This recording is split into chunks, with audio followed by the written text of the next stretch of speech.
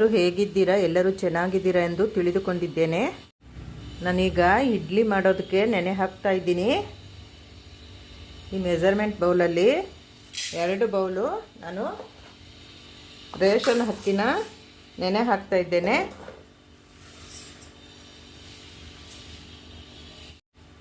ಅದೇ ಮೆಜರ್ಮೆಂಟ್ ಬೌಲಲ್ಲಿ ನಾನು ಉದ್ದಿನಬೇಳೆ ತೊಗೊಂಡಿದ್ದೀನಿ. ಇಡ್ಲಿಗೆ 3/4 ಬೌಲ್ ಆದರೆ ಆಯಿತು. 3/4 ಬೌಲ್ ತೊಗೊಂಡಿದ್ದೀನಿ. ಅಕ್ಕಿ ಜೊತೆನೇ ಹಾಕ್ಕೊಳ್ತಾ ಇದ್ದೀನಿ. ಅದೂ 3/4 ಬೌಲು ಅವಲಕ್ಕಿ ತೊಗೊಂಡಿದ್ದೀನಿ ನಾನು. ಅದು ಅದ್ರ ಜೊತೆನೇ ಹಾಕ್ತಾಯಿದ್ದೀನಿ. ಎಲ್ಲ ಒಟ್ಟಿಗೆ ಸೇರಿಸಿದ್ದೀನಿ. 2 ಬೌಲು ಅಕ್ಕಿಗೆ ಅದೇ ಮೆಜರ್ಮೆಂಟ್ ಬೌಲಲ್ಲಿ 1/4 ಬೌಲು ಉದ್ದಿನಬೇಳೆ, ಅದೇ ಮೆಜರ್ಮೆಂಟ್ ಬೌಲಲ್ಲಿ 1/4 ಬೌಲು ಅವಲಕ್ಕಿನ ತೊಗೊಂಡಿದ್ದೀನಿ. ಈಗ 3 ಸಲ ನಾನು ಚೆನ್ನಾಗಿ ತೊಳ್ಕೊಂಡು ಆಮೇಲಿಂದ ನೆನೆ ಈಗ ನಾನು 3 ಸಲ ತೊಳೆದಿದ್ದೀನಿ ಅಕ್ಕಿ ಉದ್ದಿನಬೇಳೆ ಎಲ್ಲ. ಈಗ ಅದಕ್ಕೆ ನೀರು ಹಾಕ್ತಾಯಿದ್ದೀನಿ ನೆನೆ ಹಾಕೋದಕ್ಕೆ.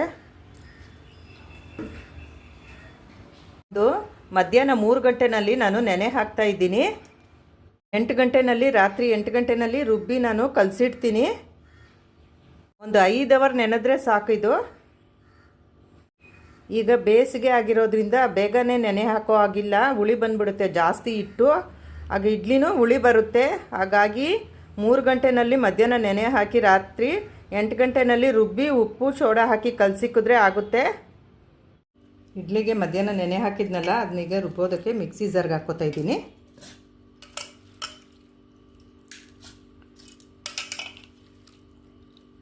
ನೈಟು ರುಬ್ಬೋದಕ್ಕೆ ಮಿಕ್ಸಿ ಜಾರ್ಗೆ ಹಾಕ್ಕೊಂಡಿದ್ದೀನಿ. ಇಡ್ಲಿ ಹಿಟ್ಟು ಹಾಕ್ಕೋತಾ ಇದ್ದೀನಿ ಪಾತ್ರೆಗೆ. ರುಬ್ಬಿರೋ ಹಿಟ್ಟನ್ನೆಲ್ಲ ಹಾಕ್ಕೋತಾ ಇದ್ದೀನಿ ಇಡ್ಲಿ ಹಿಟ್ಟು.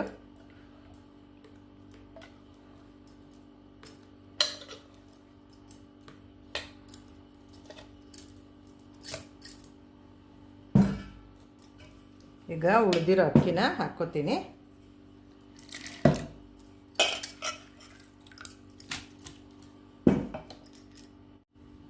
ಇಡ್ಲಿಗೆ ರುಬ್ಬೋದಕ್ಕೆ ಒಂದು ಸ್ವಲ್ಪ ನೀರು ಹಾಕ್ಕೋಬೇಕು ನಾವು.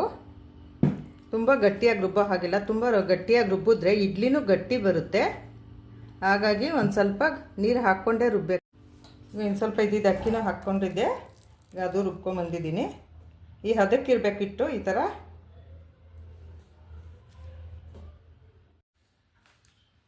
ಈಗ ಇಡ್ಲಿ ಹಿಟ್ಟೆಲ್ಲ ಹಾಕ್ಕೊಂಡಿದ್ದೀನಿ. ಅದಕ್ಕೆ ಎಷ್ಟು ಬೇಕೋ ಅಷ್ಟು ರುಚಿಗೆ ತಕ್ಕಷ್ಟು ಉಪ್ಪು ಹಾಕ್ಕೊಳ್ತಾ ಇದ್ದೀನಿ. ಇದು ಒಂದು ಚಿಟಿಕೆ ಅಡುಗೆ ಸೋಡಾ ಹಾಕ್ಕೋತೀನಿ. ಒಂದು ಚಿಟಿಕೆ, ಜಾಸ್ತಿ ಬೇಕಾಗೋದಿಲ್ಲ. ಇಡ್ಲಿಗೆ ಒಂದು ಚಿಟಿಕೆ ಸೋಡಾ ಹಾಕಲೇಬೇಕು ನಾವು. ಅಡುಗೆ ಸೋಡಾನ ಇಲ್ಲಿ ಉಪಯೋಗಿಸ್ಲೇಬೇಕಾಗುತ್ತೆ. ದೋಸೆಗೆ ಬೇಕಾಗೋದಿಲ್ಲ. ಇಡ್ಲಿಗೆ ಹಾಕೋದ್ರಿಂದ ಇಡ್ಲಿ ಹಿಟ್ಟು ಚೆನ್ನಾಗಿ ಉಬ್ಬಿ ಬರುತ್ತೆ, ಹುಳಿ ಬರುತ್ತೆ, ಮತ್ತು ಇಡ್ಲಿ ಸಾಫ್ಟಾಗಿ ಚೆನ್ನಾಗಿ ಬರುತ್ತೆ.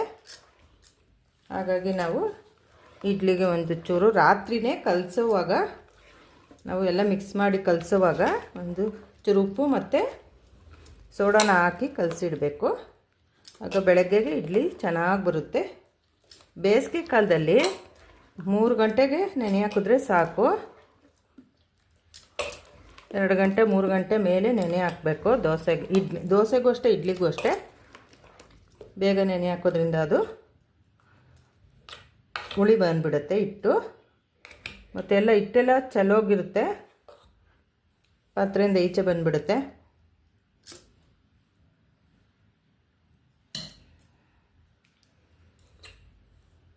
ನೋಡಿ, ಈಗ ಅದಕ್ಕಿರಬೇಕು ಹಿಟ್ಟು, ಇಡ್ಲಿ ಹಿಟ್ಟು.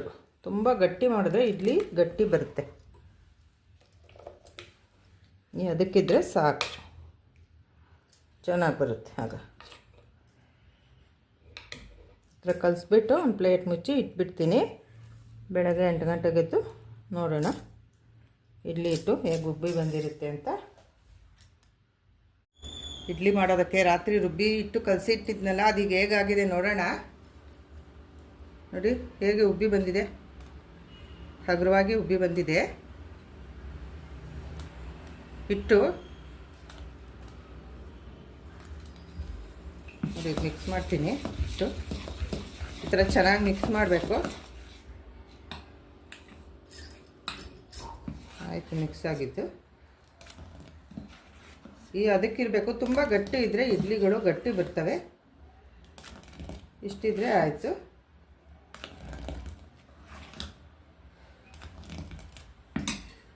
ಇದಾಗಿದೆ. ಇಡ್ಲಿಗೆ ಇಡ್ತೀನಿ.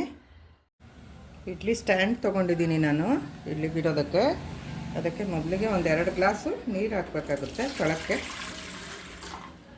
ನೋಡ್ಕೋಬೇಕು, ಇಲ್ಲೊಂದು ಮಾರ್ಕ್ ಇರುತ್ತೆ, ಅದಕ್ಕಿಂತ ಕೆಳಗಡೆನೇ ಇರಬೇಕು ನೀರು ಹಾಕೋದು ನಾವು. ಇಷ್ಟಾದರೆ ಆಯಿತು. ಮತ್ತು ಇದಕ್ಕೆ ನಾನು ಒಂಚೂರು ನಿಂಬೆ ಹಣ್ಣಿನ ಸಿಪ್ಪೆನ ಹಾಕ್ತಾಯಿದ್ದೀನಿ. ಒಂದು 1/4 ಭಾಗ ಹಾಕ್ತಾಯಿದ್ದೀನಿ. ಹಿಂಡಿ ಇಟ್ಕೊಂಡಿರೋದಿದು. ನಾವೇನಾದರೂ ತಿಂಡಿಗೆ ಹಿಂಡಿ ಇಟ್ಕೊಂಡಿರ್ತೀವಲ್ಲ, ಅದು ಫ್ರಿಜ್ಜಲ್ಲಿ ಇಟ್ಟಿದ್ದೆ. ಅದನ್ನು ಒಂದು 1/4 ಭಾಗ ಕಟ್ ಮಾಡ್ಕೊಂಡು ಇದರಲ್ಲಿ ಈ ಥರ ಹಾಕಬೇಕು. ಆಗ ಅದು ಕಪ್ಪಗಾಗೋದಿಲ್ಲ ಅಂತ. ತಳ ಇಲ್ಲಾಂದರೆ ಇದು ಒಂಚೂರು ಮಧ್ಯದಲ್ಲಿ ಆಗಿದೆ, ಫುಲ್ ಸುತ್ತು ಕಪ್ಪಗಾಗುತ್ತೆ. ಹಾಗಾಗಿ ನೋಡಿ, ಹಿಂಗೊಂದು ಅರ್ಧ ಸ್ಪೂನು ಈ ಥರ ಹಾಕ್ಕೊಂಡ್ಬಿಟ್ರೆ ಸಾಕು. ಜಾಸ್ತಿ ಏನು ಬೇಕಾಗಲ್ಲ. ಒಂದು ಅರ್ಧ ಸ್ಪೂನ್ ಈ ಥರ ಹಾಕ್ಕೊಂಡು ಇದನ್ನು ಎಲ್ಲ ಕಡೆ ಸವರ್ಕೋಬೇಕು. ನೋಡಿ, ಇಲ್ಲಿಗೆ ಈ ಥರ ಕೈಯಿಂದಗೆ ಸವರ್ಕೋಬೇಕು ಚೆನ್ನಾಗಿ. ಹಾಗೆ ಸವರ್ಕೊಂಡು ಎಲ್ಲ ತಟ್ಟೆಗೂ ಹಾಕಿದ್ದೀವಲ್ಲ ಅದನ್ನೆಲ್ಲ ಈ ಥರ ಸವರ್ಕೋಬೇಕು. ಆಮೇಲೆ ಇಡ್ಲಿ ಹಿಟ್ಟನ್ನು ಹಾಕ್ಕೊಬೇಕು. ಆಗ ಇಡ್ಲಿ ಎದ್ದು ಬರ್ತವೆ ಚೆನ್ನಾಗಿ, ಅಂದರೆ ತಟ್ಟೆಗೆ ಕಚ್ಕೊಳ್ಳುತ್ತೆ. ಈಗ ಇಡ್ಲಿ ಹಿಟ್ಟನ್ನು ನಾನು ಹಾಕ್ಕೋತೀನಿ ತಟ್ಟೆಗೆ ಈ ಥರ. ಎಷ್ಟು ಬೇಕೋ ನೋಡಿ ನಾವು ಹಾಕ್ಕೋಬೇಕು. ನಮಗೆ ಸೈಜು ದಪ್ಪ ಇಷ್ಟಾದರೆ ಓಕೆ.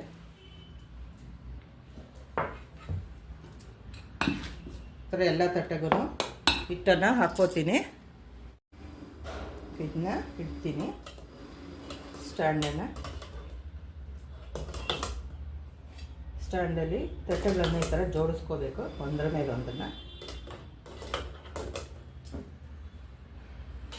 ಇಟ್ಟಿದ್ದಾಯಿತು. ಇದನ್ನು ಕ್ಲೋಸ್ ಮಾಡಿ ಈ ಇಡ್ಲಿ ಕುಕ್ಕರ್ನಲ್ಲಿ ಇದನ್ನು ಈ ರೀತಿ ಇಟ್ಬಿಡೋದು. ಇಟ್ಟು ಮುಚ್ಚಳನ ಮುಚ್ಚಬೇಕು. ಈ ರೀತಿ ಇಟ್ಮೇಲೆ ಮುಚ್ಚಳನ ಮುಚ್ತೀನಿ. ಈಗ ಇದ್ರ ಮೇಲೆ ಮುಚ್ಚಳನ ಈ ಥರ ಮುಚ್ಚುತ್ತೀನಿ. ಚೆನ್ನಾಗಿ ಮುಚ್ಚಿಬಿಟ್ರೆ ಒಂದು 1/4 ಗಂಟೆ ಇಲ್ಲಾಂದರೆ 20 ನಿಮಿಷ, 1/4 ಗಂಟೆಯಿಂದ 20 ನಿಮಿಷದವರೆಗೂ ಇದನ್ನು ನಾವು ಬೇಯಿಸಬೇಕಾಗುತ್ತೆ. ಅದಕ್ಕಿಂತ ಬೇಗ ಅದು ತೆಗಿಯೋ ಆಗಿಲ್ಲ. ಒಂದು 15ರಿಂದ 20 ನಿಮಿಷ ಬೇಯಿಸಿದ್ರೆ ಆಗುತ್ತೆ ಇಡ್ಲಿ. ಇಡ್ಲಿಗೆ ಇಟ್ಟಿದ್ದೀನಿ, ಸ್ಟವ್ ಹಚ್ಚಿ ಇಡ್ಲಿ ಕುಕ್ಕರ್ ಇಟ್ಟಿದ್ದೀನಿ. ಬೇಯ್ತಾ ಇದೆ ಇಡ್ಲಿ, ಇನ್ನೂ ಆಗಬೇಕು. ಇಡ್ಲಿ ಆಗಿದೆ. ಈಗ ಒಂದು 20 ನಿಮಿಷ ಬೇಯಿಸ್ಕೊಂಡಿದ್ದೀನಿ ಇಡ್ಲಿ ಕುಕ್ಕರ್ ಇಟ್ಟು. ಈಗ ತೆಗಿತೀನಿ. ನೋಡಿ, ಇಡ್ಲಿ ಎಲ್ಲ ಆಗಿದೆ, ರೆಡಿ ಆಗಿದೆ. ಈಗ ತೆಗಿತೀನಿ ಪ್ಲೇಟು. ತೆಗಿತಾ ಇದ್ದೀನಿ.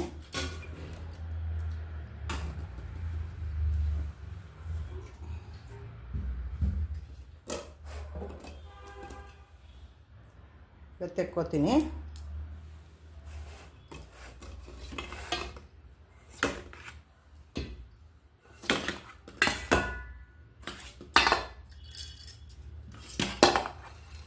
ಒಂದು ನಿಮಿಷ ಆರಬೇಕಿದು. ಆರಿದ್ಮೇಲೆ ತೆಗಿಬೇಕು, ಇಲ್ಲಾಂದರೆ ಇಡ್ಲಿ ಎಲ್ಲ ಕಿತ್ತೋಗುತ್ತೆ.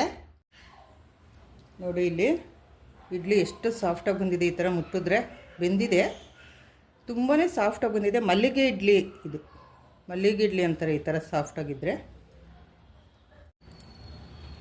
ನೋಡಿ, ನಾನೀಗ ತೆಗಿತೀನಿ ಇಡ್ಲಿನ.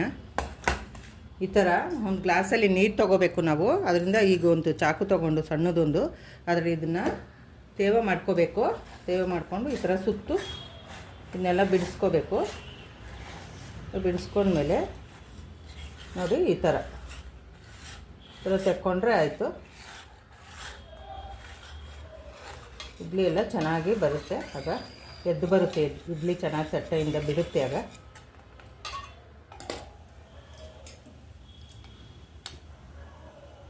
ನೋಡಿ, ಇಲ್ಲಿ ಇಡ್ಲಿ ಎಷ್ಟು ಚೆನ್ನಾಗಿ ಬಂದಿದೆ.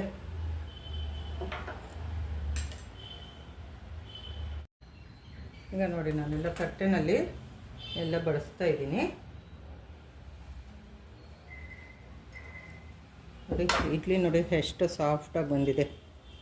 ತುಂಬಾ ಚೆನ್ನಾಗಿ ಬಂದಿದೆ ಇಡ್ಲಿ. ಮಲ್ಲಿಗೆ ಇಡ್ಲಿ ಇದು. ಈ ಥರ ನೀವು ಮಾಡಿ.